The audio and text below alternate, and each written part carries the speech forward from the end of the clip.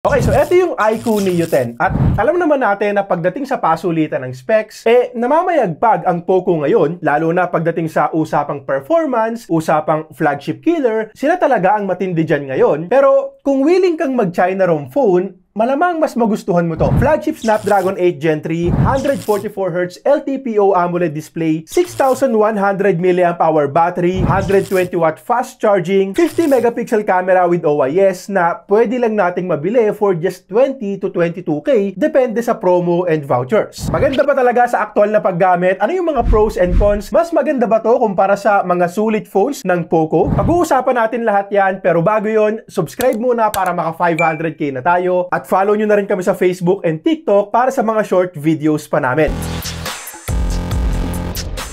Okay, so unahin na kaagad natin yung performance since eto talaga yung isa sa pinakamagugustuhan mo dito. Again, nasa 20 to 22,000 pesos lang kasi, pero yung chipset na gamit ay ang last year's flagship ng Qualcomm na Snapdragon 8 Gen 3. LPDDR5X yung memory and UFS 4.1 na rin yung gamit na storage. Origin OS based on Android 15 operating system. Ang gandang software pero mamaya babalikan pa natin yan dahil China ROM nga to. So may mga dapat talaga kayong malaman bago bumili. Pero kung usapang performance lang, as expected sa ganitong klase ng specs, very smooth, very snappy, kahit maraming apps na naka-open, walang problema, sulit na sulit yung 20K plus mo sa makukuha mong performance dito.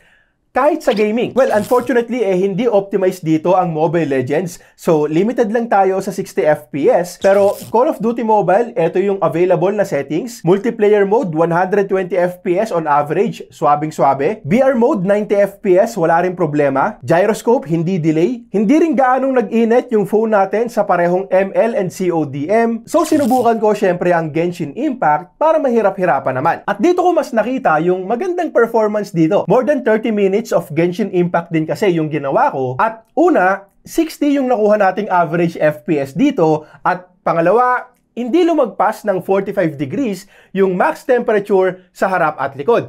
Para lang din may idea kayo, lalo na yung mga hindi nakapanood ng last video natin, yung Redmi K80 na inaasahan nating magiging Poco F7 Pro, after 15 to 20 minutes, bumababa na yon ng around 40 plus FPS, hindi niya na maintain yung 60 FPS sa buong 30 minutes na gameplay, at umaabot din yon ng 47-48 degrees na hindi na talaga komportable sa kamay. So, very impressed ako dito dahil pareho niyang na-maintain yung magandang performance at magandang thermals. Susubukan ko pang mag-test ng ibang mga demanding games. Also, PS2 emulator na rin para mas masagad pa natin to. I-upload ko yan sa Game vs Phone channel natin. Kaya let me know na lang din sa comments kung anong games ang gusto nyong isama natin para sa video na yon. Pero bago yon, pakita ko muna yung flagship level din na display. 6.78 inches yung screen size, manipis lang yung side bezels, maliit lang yung punch hole, mataas din yung resolution, 2800 by 1260 yan. So, very sharp looking display at LTPO AMOLED panel na rin. Maliwanag, no problems tayo kahit nasa labas, mataas ang sikat ng araw, 1800 nits sa high brightness mode. Watching videos, panalo din syempre dahil nga sa magandang kulay, matingkad. May Widevine L1 certification din kahit na China ROM phone to. So, full HD playback din tayo sa mga streaming apps. Walang Dolby Vision and HDR support dito sa Netflix. Pero sa akin, okay lang naman yon dahil solid pa rin for watching videos at malakas nga rin pala yung dual speakers natin dyan. Sa smoothness naman, mas lamang din to kumpara sa karamihan ng mga phones ngayon. Hanggang 144Hz yung screen refresh rate. And yes, alam ko naman na number 1, bihira lang ang mga apps na may support sa 144Hz. So, hindi rin natin gaanong magagamit yan. Actually, hanggang 120Hz nga lang din yung binibigay nito kahit kapag nagna-navigate tayo sa home screen. And number 2, hindi rin naman gaanong pansin yung difference ng 120 versus 144Hz.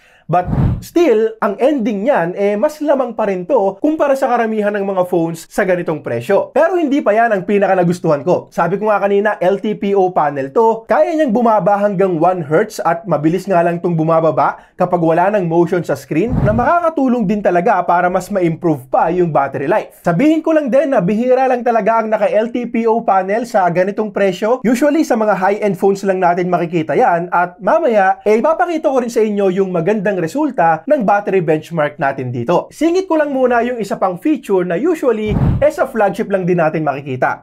ultrasonic fingerprint scanner. Mabilis, mas secured, at madalas kasi optical sensor ang gamit sa mga mid-range phones at ultrasonic lang kapag flagship na. Isang magandang example dito yung X200 series ng Vivo, X200 Pro ultrasonic, X200 non-Pro optical lang, at kahit yung non-Pro version lagpas 50,000 pesos na rin. So para makita yung ganitong feature sa isang 20,000 peso phone, very impressive talaga to para sa akin. Pero hindi pa rin tapos yung magagandang bagay dito. Battery and charging naman tayo. 6,100 mAh yung battery capacity ng phone na to. Malaking battery, tapos sinamahan pa ng alam naman natin na magandang battery optimization ng Vivo. At ayun na nga, almost 20 hours yung nakuha kong screen on time sa PCMark battery test. Quick comparison ulit sa Redmi K80/Poco F7 Pro pag nagkataon, 6,550 mAh yung battery nito, mas malaki, pero nasa 18 hours lang yung nakuha kong screen on time sa parehong test. Mataas na rin naman yung 18 hours na yan, pero dito, makikita natin yung magandang optimization ng Vivo, hindi lang sa global FunTouch OS nila, kundi pati na rin dito sa Origin OS. And 120-watt charging. Nasa 40 minutes lang yung charging time from 10 to 100%.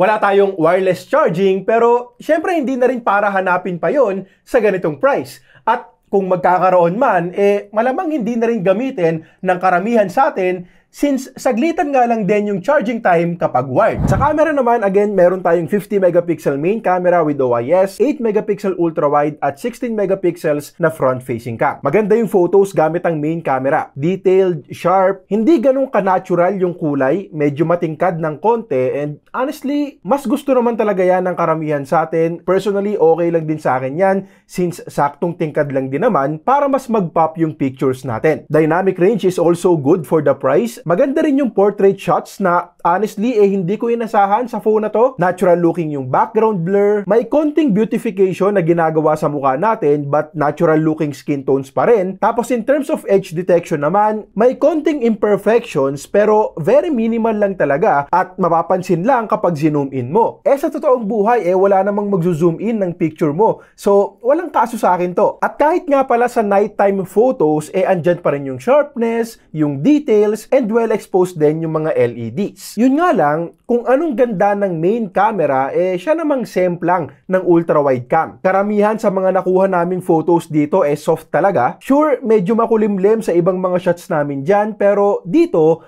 makikita nyo na hindi niya talaga nakuha yung details sa mga dahon at puno na mas lumalala pa kapag gabi na. Now, yung selfie camera okay naman. Medyo soft lang pero pasado pa rin naman overall. So, ang problema naman dito, limited lang yung video recording natin sa 1080p 30fps. Okay, so ito naman yung video quality gamit ang front-facing camera nitong iQOO Neo 10. Again, hanggang 1080p 30fps lang tayo dito. Walang 60fps. So, tulad lang din sa mga Poco phones, ito rin yung kahinaan ng phone na to. At gamit ko nga rin pala yung built-in microphone. So, let me know na lang din sa comments kung okay sa inyo yung parehong audio at video. Sa video ng main camera, bumawi-bawi itong phone na to. Pwede dito hanggang 8K 30fps pero 4K 30 and 60 lang yung kinuha namin dito. Ito yung sample ng 4K 30 at hindi maganda dito. Hindi maganda yung resulta ng EIS natin dyan. Kitang-kita yung shake dito sa Shake Shack na sign. Pero nung tinignan ko na yung 4K 60fps output, dito naman gumanda yung resulta. Sa build at design naman, last time ni-review natin ang Redmi K80 at sinabi ko doon na okay lang sa akin yung design dahil nga simple lang. Pero ang dami ring nag-comment na ang pangit daw ng camera design. Karamihan hindi nagustuhan yung isang malaking bilog. So tingin ko mas magugustuhan nyo itong sa iQOO Neo 10. Meron tayong dalawang camera dito na vertically aligned. Para sa akin, magandang design din. Also, kung gusto nyo ng mas plain looking phone, meron din naman silang black and white. Tapos sa mismong build naman, glass yung back panel natin dito. However, walang nabanggit sa website nila about IP rating. May makikita tayong rubber dito sa SIM slot. So may protection naman. Possible na hindi na lang sila nagpa-certify dahil may bayad din yon. But unfortunately, wala ring nabanggit na glass protection and yung frames natin dyan ay may brushed metal finish pero mukhang plastic lang din. Okay, so sobrang dami ko ng magagandang bagay na sinabi dito at magandang phone kasi talaga to. Kita nyo naman, 20K plus lang tapos flagship performance, flagship display, ang kunat ng battery, mabilis mag-charge, magandang camera din for the price. Pero syempre, hindi lahat maganda. So kung sakaling bibili ka, Pakinggan mo muna tong mga cons or drawbacks na nakita ko dito. Unang-una, sabi ko nga kanina, China ROM phone to. Legit naman yung Tech Code Store na pinagbibilhan ko sa Lazada. Marami na rin akong nabili sa kanila at okay naman lahat. So, click nyo lang yung link sa description sakaling bibili din kayo. Pero take note lang din na wala tong local warranty support. So, kung sakaling tiyempo na masira yung phone after nung warranty na ino-offer sa Lazada, ipapadala mo pa to sa China at ikaw na ang sasagot nun. Also, marami din tong pre-installed na Chinese applications. Madali lang yan install at mostly na-uninstall naman, pero may mga matitira pa rin talaga. Speaking of installation, wala rin tong Google Play Store out of the box. So, tayo pa yung magda-download at mag-i-install niyan. Wala ring support for eSIM at eto, importante ring malaman nyo. Sinubukan namin ang 5G connection and negative. 4G lang tayo dito kahit pa naka-enable yung 5G sa settings. Sinubukan namin yung side by side with the Poco F6 Pro. Same token tech SIM cards yung gamit namin at eto yung resulta. Okay naman kung usapang calls, pag-send at pag-receive ng messages, walang problema doon. Pero kung big deal sa'yo ang 5G, hindi ito yung phone na para sa'yo. Napansin ko rin na very aggressive yung power management dito at dahil dyan, nade-delay na yung mga notifications like for example, sa Viber. Timely naman kapag lagi kong binubuksan yung phone ko, wala namang problema kapag ganon. Pero kapag halimbawang hindi ko na siya ginamit ng ilang oras, may ginagawa ako, seems like kinikil niya na kaagad yung application at mare-receive ko na lang yung notifications kapag binuksan ko na ulit yung Viber app. Yes, sinubukan ko ring i-lock yung application para hindi mag-close, pero ganun pa rin yung resulta. So kung may alam pa kayong ibang fix, let me know na lang din sa comment section. At yun, sa presyong 20 to 22,000 pesos, pag may mga vouchers nga sa Lazada, magandang option pa rin to. Flagship killer talaga siya, hindi lang sa performance, kundi pati na rin sa maraming aspeto. Problema lang talaga yung pagiging China ROM phone niya. So make sure na alam nyo yung cons pag ganito. Kung kailangan, ulitin nyo yung cons na part sa video to bago kayo bumili. Kasi kailangan, tanggap mo muna yung mga bagay na yan bago mo to i-check out. Now, kung ikukumpara ko naman to sa Redmi K80, mas pipiliin ko to. Mas magandang display, mas magandang thermals and performance, mas makunat na battery kahit mas malaki yung capacity sa Redmi K80 at mas mabilis din tong mag-charge. So, yes, tingin ko ito yung tipo ng phone na pwedeng tumalo sa Poco kapag in-offer nila globally. Now, of course, tataas yung presyo kapag ginawa nila yon dahil sa mga tax, etc. etc.